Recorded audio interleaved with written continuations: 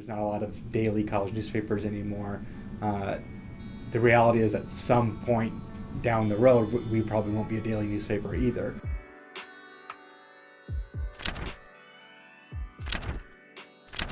The Daily Iowan has been around in some form since 1868.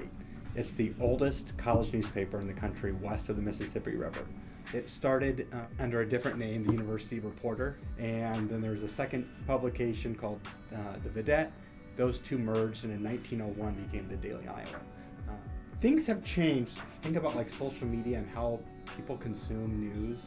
Things have changed so much. With the creation of the internet and social media, our attention spans are much shorter than what they used to be. I'll tell you, I remember hearing about Facebook and people talking about it. So we really didn't use Facebook at all for news. For students, it's probably Twitter and Instagram. I get the majority of my news about Iowa City and the community from Twitter. When I'm on campus, it's usually just me scrolling through Snapchat, Instagram ads. With Twitter, I also like to see what other people think about what's going on.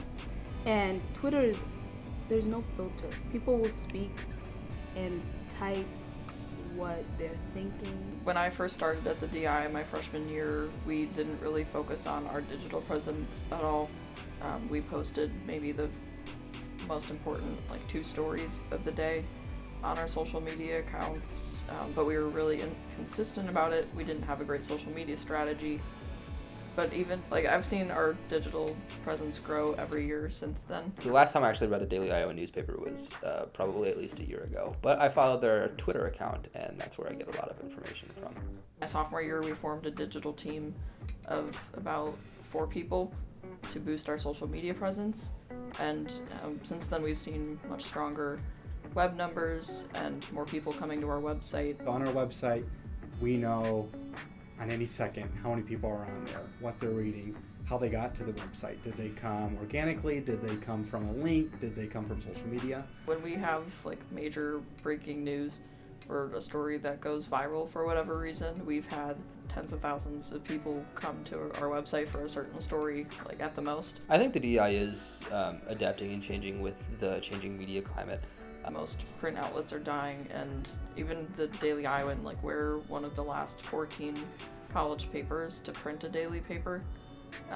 So we too eventually have to prepare for a day where we won't have a paper that comes out every day. Not many people have the mental capacity to sit down with a newspaper, not because of unintelligence or anything like that, but just because everything is so on demand in our society that's connected by the internet, by social media. We expect everything very quickly. If a page doesn't load quick enough, we're going to go somewhere else. If we don't see exactly what we need immediately, we're going to go somewhere else. And so when you have a society that has that quick attention span, that they're not going to stay on something too long if they're not immediately caught by it, then you're going to have to adapt to that as a news organization. You're going to have to provide your news in a way that is engaging and interesting, in ways that were different than what was engaging and interesting a century ago. Because a century ago, it was enough to be able to turn the pages of a newspaper.